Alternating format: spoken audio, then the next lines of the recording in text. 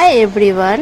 তো এর আগে ভিডিওতে তোমরা দেখেছো আমরা কিন্তু ভুটানে পৌঁছে প্রথমেই চলে গিয়েছিলাম ঝুলন্ত সেতু দেখতে, আমাচু ব্রিজ।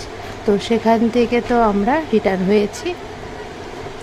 তো রিটার্ন হয়ে কিন্তু সেখানে ঘোরাটোরা হয়ে যাওয়ার পর কিন্তু আমরা যাচ্ছি আরেকটি জায়গায়।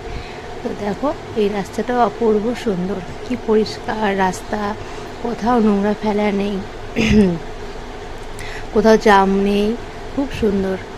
তো দেখো সেখান থেকে কিন্তু আমরা চলে এসেছি একটি রেস্টুরেন্টে খেতে। তো এত সকালে বানানোর পরে কিন্তু খিদে পেয়ে গেছে। তো আমরা কিন্তু অর্ডার দিয়েছিলাম মোমো। তো পাহাড়ে গিয়েছি, মোমো না খেলে হয়। তো দেখো এই যে আমাদের কিন্তু মোমো চলে এসেছে। তো আমরা কিন্তু সবাই মোমো খেয়েছি। আমি কিন্তু ভেজ মোমো খেয়েছি, কিন্তু মোমোটা দারুণ ছিল।